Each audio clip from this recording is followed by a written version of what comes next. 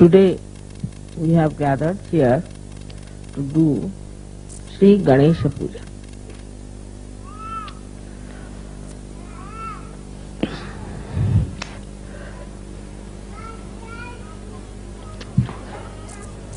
The first deity that was created by the Adi Shakti was Shri Ganesha. Because it was necessary first to create the deity of principles. The deity of principle in the sense that whatever is created, whatever is there, is called bhava, whatever has been so far created, up to human level, everything had to be through the implanted mechanism of energy. Otherwise, nothing could have been created.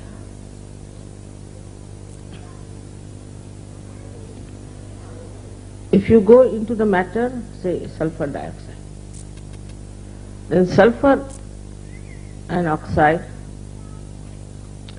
go on deep into it till you reach the stage when it is a molecule. Then you see these atoms of sulfur and oxygen, they oscillate. They oscillate with a frequency. There are 3 types of frequencies they use. Now imagine in the molecule, think of it. In the molecule of a substance, there is an energy which is active. Now one may say that why should be in matter there is energy? One can ask a question, why there should be energy in matter?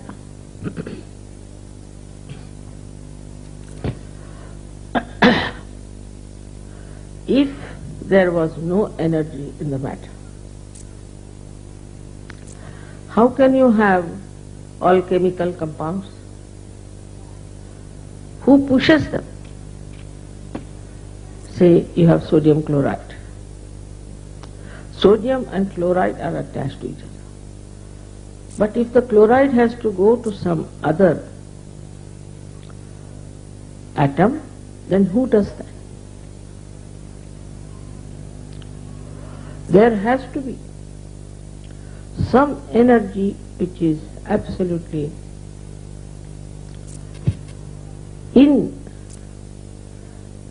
built into matter.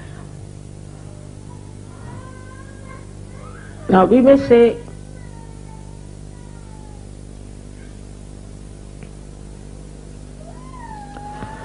that what about water?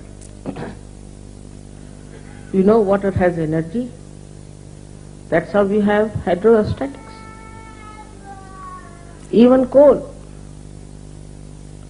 even stones, all of them have got energy within them.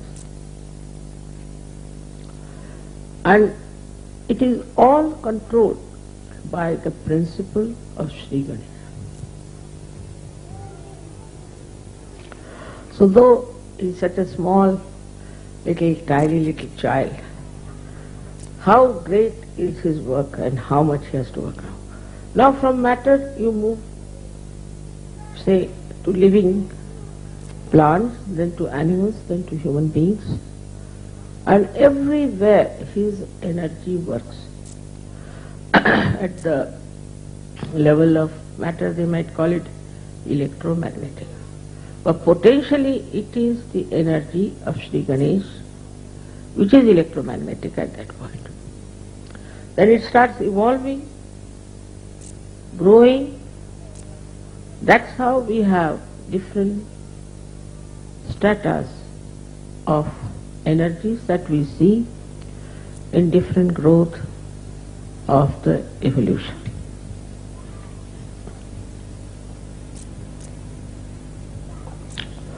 In the human being, it exists, as you know, as auspiciousness, as purity, mainly the innocence. So the power of innocence is such a guiding factor. There's a difference between ignorance and innocence. If you are innocent, then to you nothing is important except for love. For an innocent person who is not conditioned, who is not egoistical, who is not so-called mature, it is the love that it understands. It doesn't care for any wealth, any power, anything, but the love that it can feel, the pure love of a person. Innocent person has no understanding of gaining anything out of the love he receives or he gives. No sense at all. Innocence is the basis of all the dharmas. If you have no innocence, you cannot follow dharma. Because if you are dharmic, it is maybe a mental attitude, maybe egoistical, maybe because you are born in a religion, because somebody has told you about it. It's going to be very superficial. Unless and until it is embedded in the quality of innocence, dharma has no meaning. In that state, you are dharmic. You are beyond any thinking about it, of any deductions about it, but you are dharmic. You cannot be a dharmic. You cannot be. As if the manifestation of innocence is morality. Once Shri Ganesha is awakened, I hope he has been awakened in all of you. And if you respect him, just respect him, then automatically you develop a sense of morality. I don't have to tell you. I don't have to explain to you. You just become moral. People who have seen you are quite amazed and said that, how is it that their eyes are fixed? So innocent, without any lust and greed. Is the light of Shri Ganesha. From the back agya, front agya, is Jesus Christ, who is the manifestation of Shri Ganesha.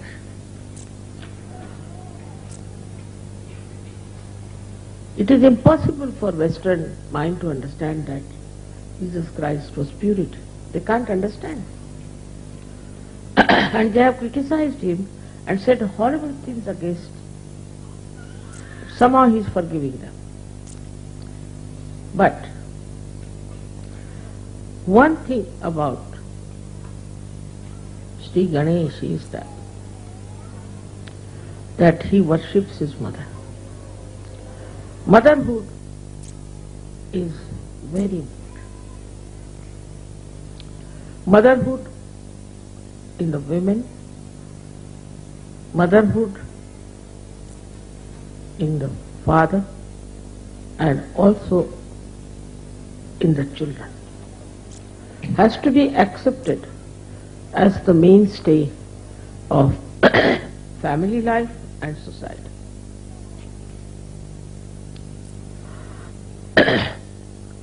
The ordinary life of a human, very simple, innocent, simple people, revolves around the mother. It revolves. But the mothers have to be mothers. As Shri Ganesha is so much surrendered to his mother, and who is his mother is Adishakti. He does not know anybody else, just knows his mother. This is extremely important in search. As we say, there is immoral human beings. They are doing immoral things.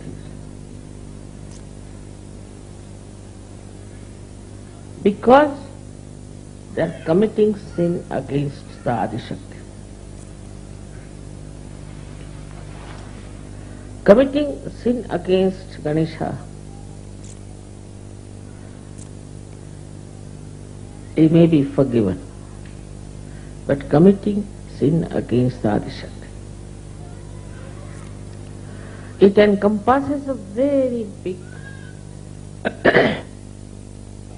area where we start seeing how we are committing the sin against the Adishakti, which ultimately Shri Ganesha punishes.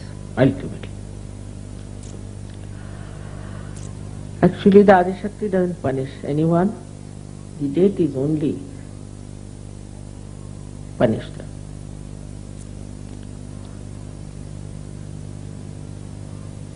First and foremost thing that is to be understood, that innocence should be respected.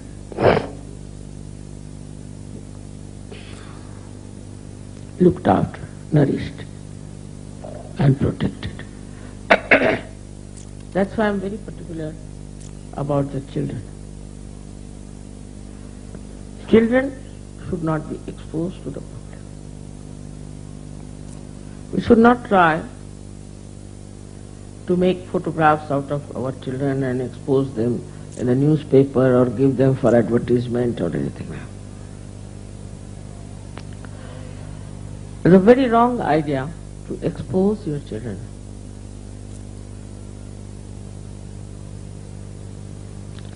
To gain some money out of them, in any way, in the smallest way also, because we are selling the innocence which is invaluable, writ large on the children.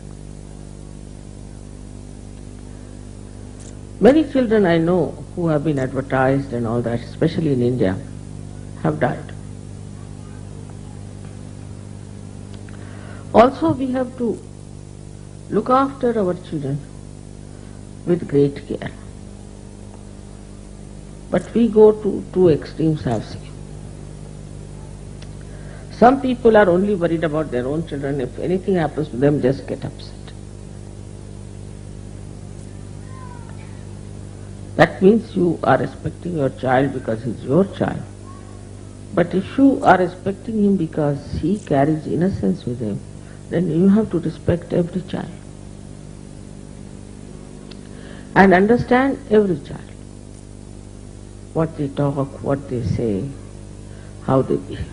Luckily you all have got children now who are born realized. It's such a great thing, such a blessing.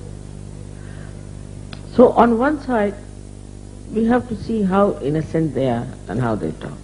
I'll give an example. This Wolfgang was very serious.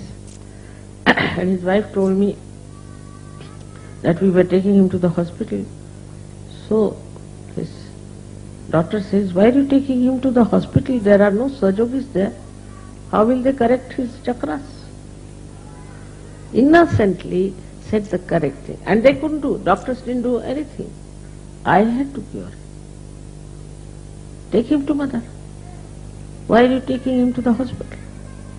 They see the right point and say the right thing because they are innocent, and innocence means they have pure attention. Pure attention for anything you need. Say music, for art, for anything you have to have pure attention, and that comes through your innocence. Say a person who is an artist and who is very money oriented, say for example, a person who is doing some paintings and all that. His art cannot become eternal art, cannot. That's why we see in modern times whatever art is created, it just comes and goes, it has no eternal value. Same with the modern music that they are having. The same thing is happening, it comes and goes, and no one knows where it has disappeared. Behind it is money orientation, and that money orientation results into a kind of a creation which is not perfect. All creations which were dedicated to God in the olden times are being today very much respected, and people pay a lot of money for that. Maybe at that time the artist must have suffered. But they understood, innocent artists understood very much that if we have to express, we must truthfully do it, not to please the people, not to please anyone, but to please God. As you know that Michelangelo had a big fight with his Pope here because he couldn't tolerate nonsense that was coming from the Pope. All the artists always have been fighting, real artists. So this innocence also gives you a power of self-understanding. You know where you stand. A person who is innocent knows very well that he is standing on the pedestal of virtues. He should not give in to all kinds of nonsensical things which are very popular, maybe fashionable, maybe accepted. For what? For what are we going to sacrifice our innocence? What is our gain? Maybe some people are too brilliant and they may try to show off with their brilliance for a short time, but they don't remain in the eternal history. They go as egotistical people or as very dishonest people. Nobody respects them. So there is a big attack on the innocence of people. Big attack. First it comes from children. As you see this nonsense that is going on, which we hear about, I can't even understand why they do it. They do it on children, these funny attacks of abusers. It's just because they want to kill the innocence. Perhaps those who do it have no innocence in them, And they don't want the children to have innocence left in them. Otherwise in India is something we can't understand, really we can't understand. But it is becoming much more prevalent, much more fashionable now, because there is definitely an attack on innocence. Not only on children, but even on people who are innocent. Because those who have deliberations in criminality, in all kinds of sinful act, will never try to protect innocence, never. Because juxtaposition is there.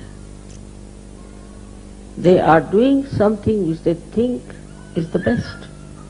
I don't know if they think that way, but I don't know what justifies their behavior like this, is to attack the innocence of children. In so many ways you will find this innocence is being attacked. If your children are doing well, if they are studying well, somebody might try to catch hold of them. If some person they find is an innocent person, they will try to put him into trouble. The innocence is itself is such a power that it challenges the hatred, the abusive nature of people. First of all, we should see that how our conditioning takes over our innocence. It makes you extremely ritualistic. Even in Sahaja Yoga I have seen, I have heard also, that people are extremely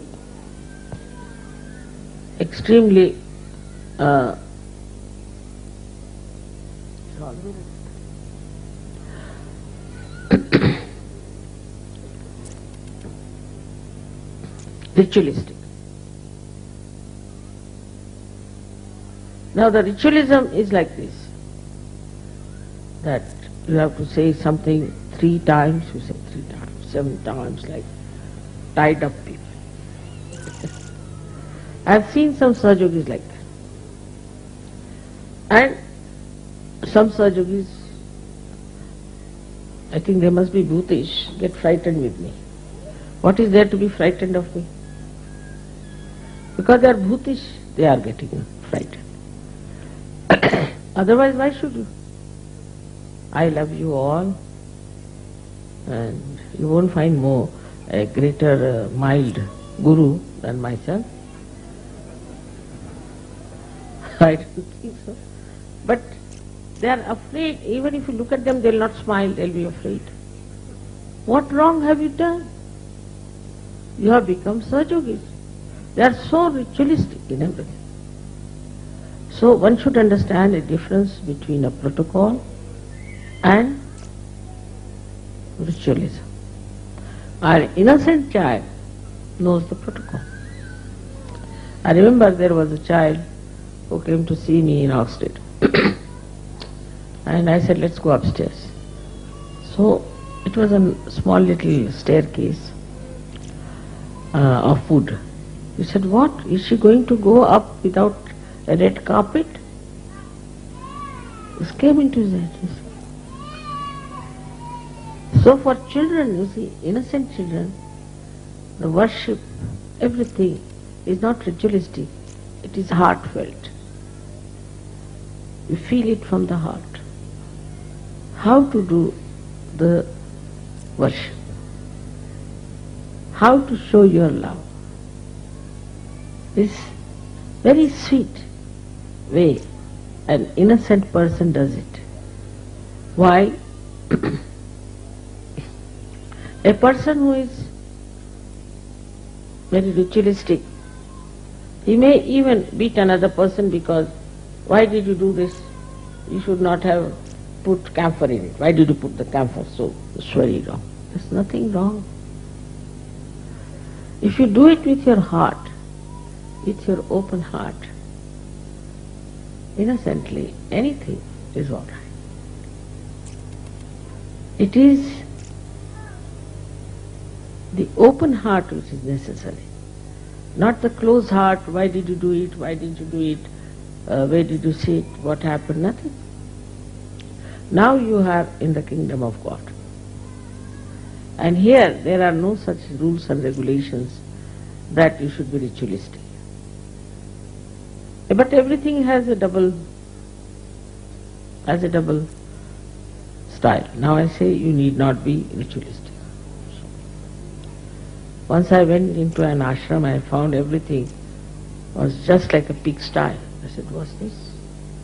Is this an ashram? Or what is it? So they said, Mother, you told us that you have to be innocent and you don't have to be ritualistic. So we thought, throw all the things wherever you feel like, what is there to be ritualistic? It's a very common thing. All the ashrama people, leaders tell me that Sajogis have no sense at all of looking after the cleanliness of the ashram. They are least bothered. If it is their house, they look after. But if it is an ashram, they do not. It's very surprising. And I have seen, or I have heard, that the ashrams of bhutish and false gurus are absolutely spick and span. Really. It's very surprising. And even here in Kabela, people were telling me that they are living like animals. I said, animals are innocent, you know.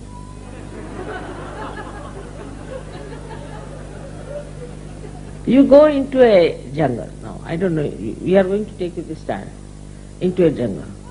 You will have no smell, no horrid things to see, nothing. It's very clean, spick and span, all the time.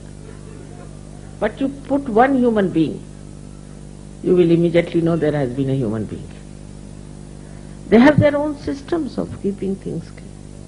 Even the tiger, who is an innocent thing, up to animal stage you are innocent. He has his own styles. I don't know if you know about a tiger or not, but a tiger will kill an animal because he has to eat after all. He's supposed to only eat animals, he doesn't eat grass. What to do? He's not a vegetarian. God has made him like that.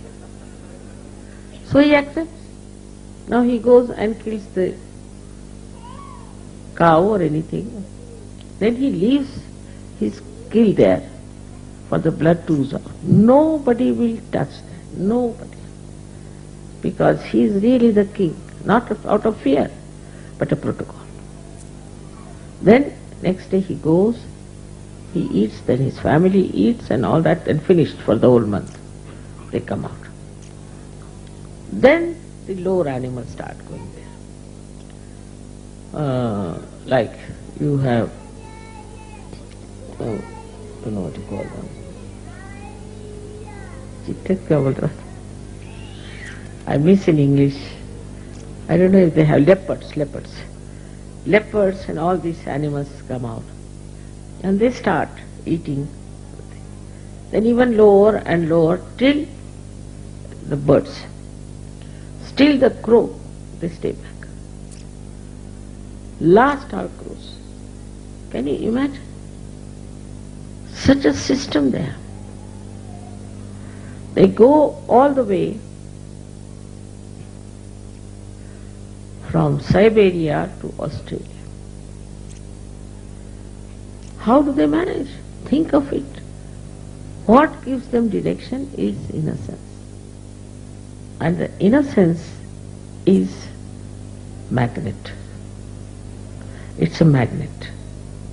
So actually it's a magnet. In a human being, you do not find a magnet because it has now evolved so much, but it starts just like a magnet. So they know which is north, which is south, east and west. Even a little bee, you find, and put a mark on it. It goes to the place from where it has come. How does it find? Its own way. Is the innocence is like a magnet, acts like a magnet. Even in the fishes. Just imagine how fishes have direction. We don't have. Human beings can be lost. Many times I am lost with so many drivers I've had.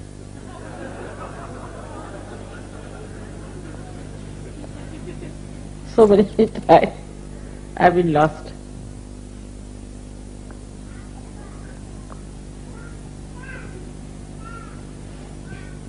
But animals never. If you take a dog and you don't want the dog, you leave him about, say, 50 miles away, he'll come back. How does he find the way? So, their qualities which are built in within them through their innocence are actually the qualities of electromagnetic force and also pranava. That is, when electromagnetic force is charged with Ganesha's principle. That's why they are so systematic. They are so clean. They are so sensible.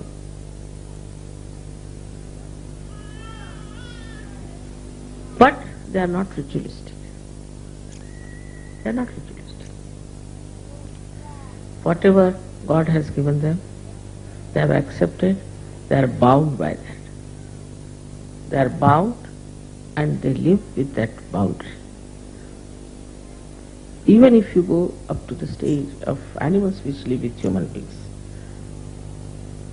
they too are very affectionate. They just want love, nothing else. See, one day if you do not care for your dog, he will just not eat his food. Not eat his food. You wouldn't care for the food. It is so remarkable, even I have seen among children, how they just want love. They don't accept anything else but love. But as soon as they start growing up, you see, especially in a materialistic world, then the whole materialism comes. So the second way we kill our children's innocence is putting materialistic ideas into their heads. Of course the media is there, which is selling nowadays a teddy bear which has a birthday. Teddy bear has a birthday. Can you imagine? So everybody is buying teddy bear with a birthday. Because the parents don't want to be in the company of children. So they get some sort of a toys, this, that. One or two is all right. I put them with the toys, with the television on, now sit down. Children start becoming naturally materialistic. They start asking for things and for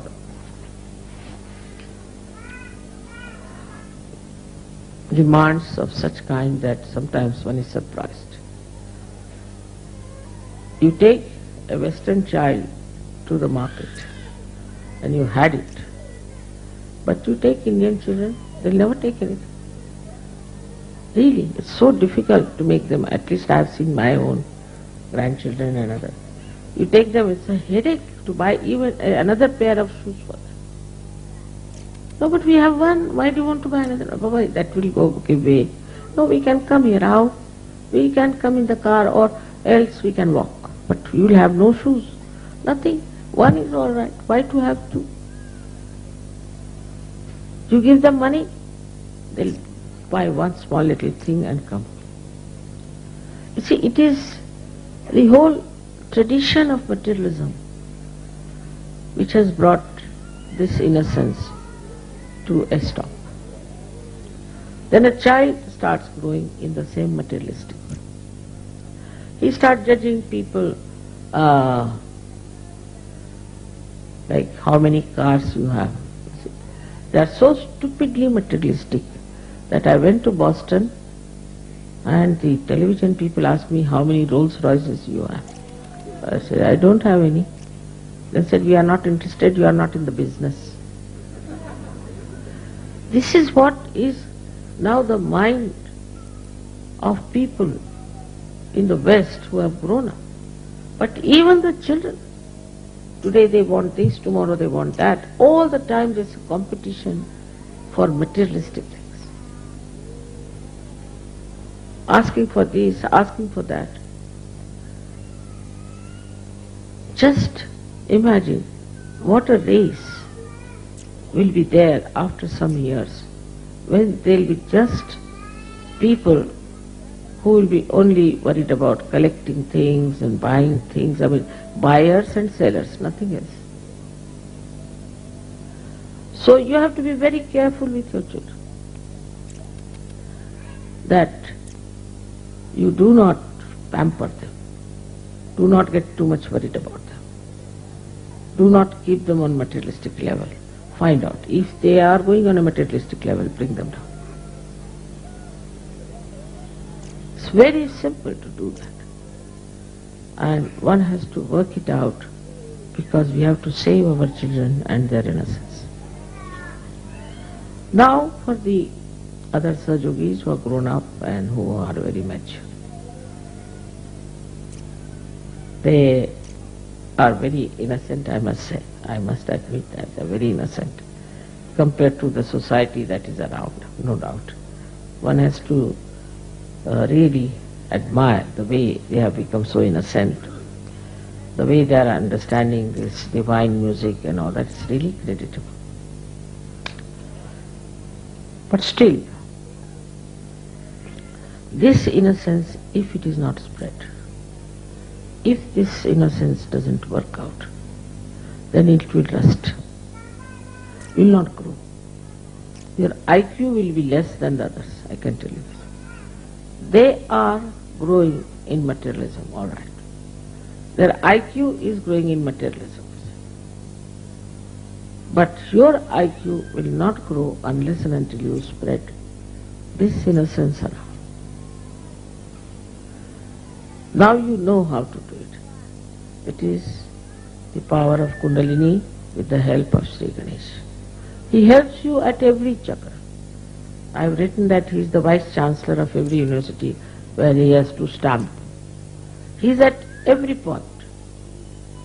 But you have to understand that this has to spread. It has to become collective. It has to flow. So, to become that, what should we do ourselves? That we should try to organize programs. While people will be enamored by your innocence, no doubt, they'll be surprised, how are you so innocent? How can you be so nice in these modern times? No doubt about it. But in that, doing that so, try to be innocent yourself. You should not be cunning, you should not be smart. You should not try to show that you are very brilliant or anything. Because the ego might in between come and try to put ideas into your head. It's better to show that you are innocent and to be innocent inside. The whole inner being can be really charged with the energy of Shri Ganesha, no doubt. And the outer life becomes innocent. Becomes innocent. I mean, I don't know banking, I don't know money, I am quite bad at everything, all right, at worldly things. But I am not cunning, I am not sort of smart, expensive. But still things are working out because of the inner power that one has. So depend on your inner power and manifest it outside. Inner being, which is Ganesha, is the same in all of us. The whole system is the same in all of us. Chakras are the same in all of us. Only thing we have to keep our innocence absolutely free of all this worldly nonsense like a fashion, this, that, immediately you will find that your being will manifest. Being will manifest. Now just think of a simple thing like that. I am an Indian. And nobody knows me. But whenever I have my lecture, I have at least 5,000 to 6,000 people. How? How do they come to my lecture like that? Anywhere in the whole world, minimum. Sometimes even much more. What's so special? So when handling the people, we are Sajogis, we are saints. We have to talk to them like saints. We have to behave like saints. And they should in no way feel that we are cunning or we are interested in something else. So, once you start doing that, flowing your innocence, all the gods and goddesses will like. Your creativity will be 1,000 times more than now.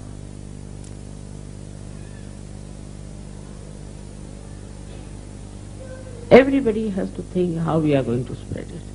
Like I was happy to know that in America, of all the places, they have got hold of the senators. Very good at it. Let us see if it works. So we have to find out all the ways and methods and all the styles which will behove a saint, not a politician or these days, of course, all the sports people are heroes. If you want to become a hero, you become a sportsman. Not like that, but like a saint. And saintliness is respected, whatever may be the situation. Whatever may be the situation. Whosoever may be facing. Recently when I was in Kiev, the leader's wife told me that, Mother, we had that old car of yours which we sold. We got so much money that we could buy a new car. Then we went to the factory to buy the new car. And they bought it. So outside the factory there's a mafia. Nowadays I think the Sicilians have reached there. So the mafia was standing outside. And they said, you have to pay so much money to us, in thousands. So they said, we have no money. Why? What do you do? This was his wife. She said, we meditate. Really? So you have no money? No. What about your children? They also meditate. She so innocently she was talking to them. They said that we saw their faces melting down. They said, all right, go. They forgot that they were supposed to get money out of that. Or they take the car. They confiscate the car or take the money. They said, all right, go. They told me this story. So, your simplicity always helps. Your innocence always helps. And it has such an impact, such an impact. I tell you that a personality, what we call in Sanskrit is a vigraha. Vigraha means a personality which has a coefficients. The person who is innocent has such a great coefficients that it can charm anybody. But first and foremost thing, that we have to be innocent. Not to so much worry about money,